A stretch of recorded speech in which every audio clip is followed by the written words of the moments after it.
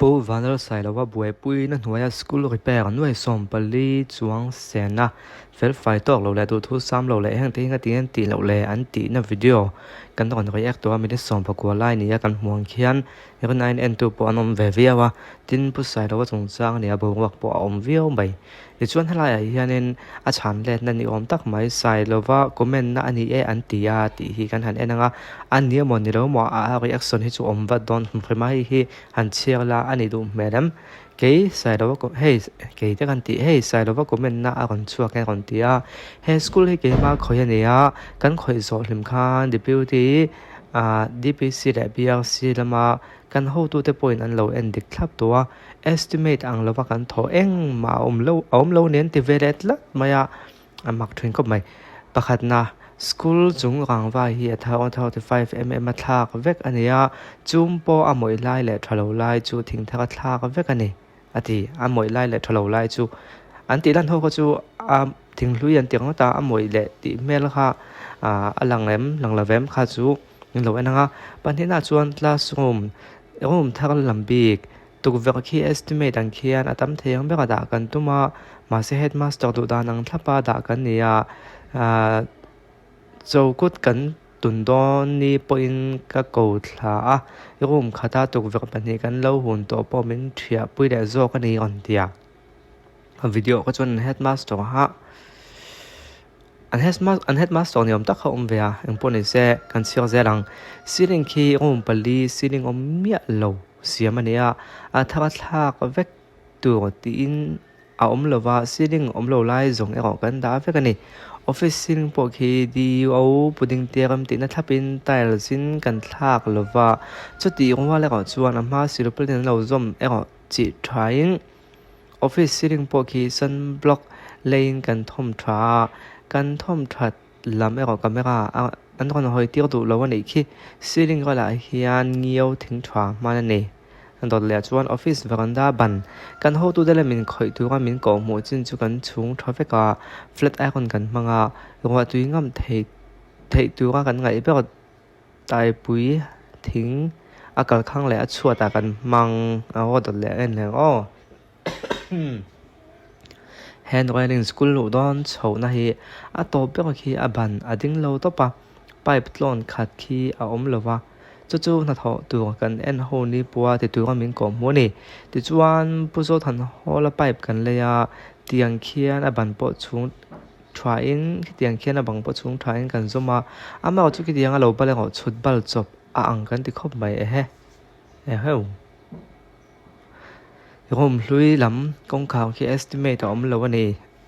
ama ho chu engma in wo lo ani awang le MP election ho official an ria don awangin tile sin kan no phuizo ani akon tia waranta ban thla ka plus to ve kan ya classroom chuat le waranta chuat ba ka step po lungam thata chhun ve kan ni kan khoi lam rom thak lam an en thadu hau lo maya atul dan jong video ka la kon siam ve don nia hi kan nga khang hi le video thon khat chu heng te hi akati video te kan ti thalak thon khat chu heng te hi ani mela anga te kha chu kha ni he ai chiang do zo khen mun da ga te po om no la comment a hen oi do nem oi do vem sai lo tu se ko oi tat me mi piang thau dik ta ni tlat ti vel te sai lo hi contract to ni si lo ba pa tin mang hi chu nga ting contract basis zel la ti vel te man mang ai a MLA a adinga tling lo ne point in ka vak khang ai mon le ti vel te kha tiang kha om no no don chu vel chu ni au hala hianin ha chiang zo ken dam po bial tu MLA ten now te hoin camera an lak lo lam ve thung hei siling an siam an ti chu ni mela king vel ki om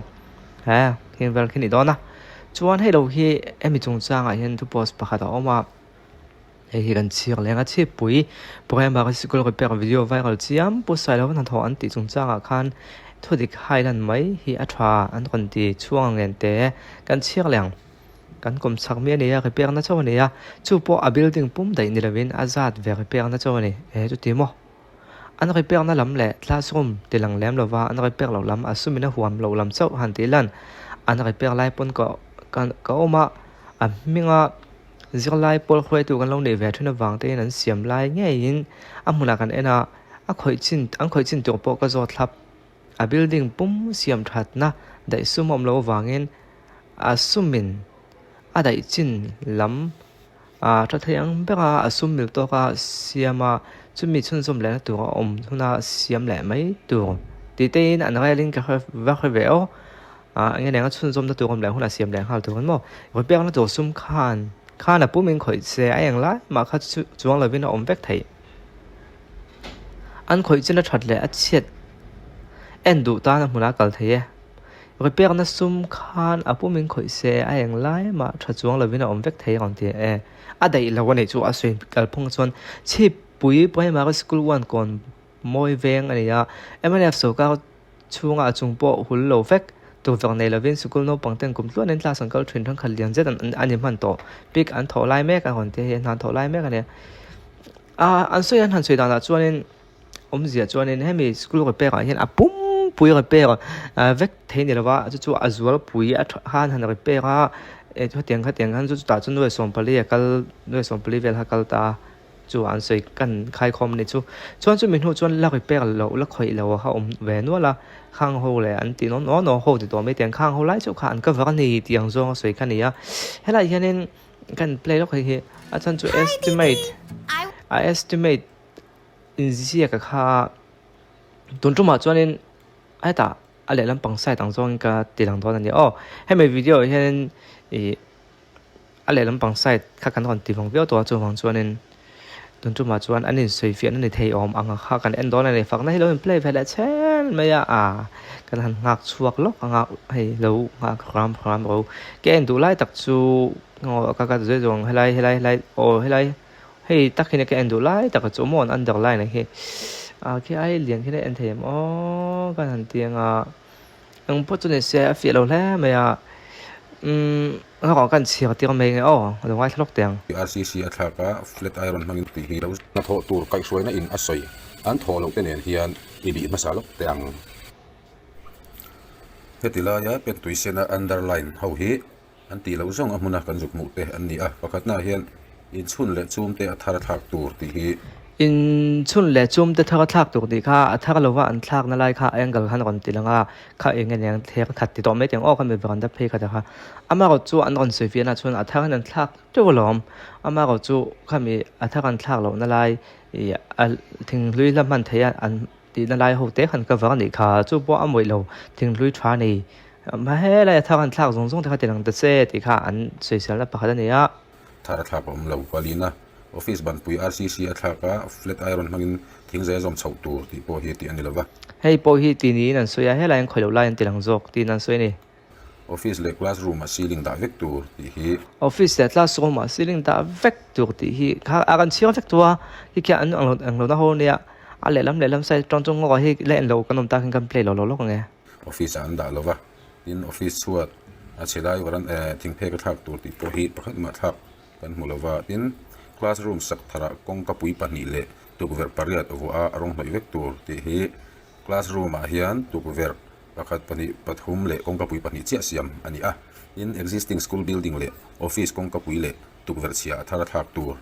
classroom a partition wall da veka fitni asanga thon theya siam tur ti hi existing room mi hi star siam ani lova aluin mangboka tin school entrance step le handling wa that ti po hi antilovani ole lekin apo sai lo te lam pang hin sui fian non siam chuan request kan siam ve mai me ha ka video hin en lo chuan om ziam lo men lo en lo ta ken request kan siam mai do chu an ron be na tak le khami an ron confirm na tak khi ngun takin hei en la chi pui primary school me zo repair kai hruina tia underline asen an underline den le a video an ron ti lang tak heng hian ti tak heng ho hian ti ta lo ni an ti thap nge mai khi ron ti ve la se chu ti ni lawa helai point thoklom helai point thoklom ti ringot lovin khimi an ron ti na tak point pakhat na in chun le achum te athak thak ni se ti an thak lowan ti lai he kan thak lom ron ti ve chat ta se mo a point polina office mun pu chu tiang kha tiang chu ni an ti lai khimi underline sen tak khi an ti lom he kan ti lom còn ti thap về ta sẽ khi mình bé chân khi còn lần tiêu ta sẽ tiếng cho mình bùi thiên luôn này thấy cái anh đi là va anh thọ thật lại anh còn thì lần lẽ cái thật chuan thọ xin mua cái chuan này về chú mà gọi chú thì anh thọ lâu này nuốt lần lép theo này thì ngày đang ha biếng thấy thật mà chú vàng chuan khi mình anh còn bé nó tắc hầu khi mình anh đang lại xin thoát nghe mày mang kia nên anh suy phiền video thì thọ mấy tiếng bé tôi nằm trên suy phiền rất là hay chu in sei fia kan ngai chuan kan diklo ti ningot lawa min diklo ta kemin bei ve thei thowa chu mi ni wang chuan in a pong pon sei fia lo da vin kimi an nak line sen thread mang ngai mai khen kon ti dai thei chuan in ke thinlung min ne thei do nin ka khia ke ma chuan bị bụi tóm thật thìn lung pôn hệ thấy cái này ngày nôm sầu đó này anh ngồi cái là vàng oh luôn à video lại phải cắn lâu chẳng vắt đòn nha video này nó còn xây phía nó thấp oh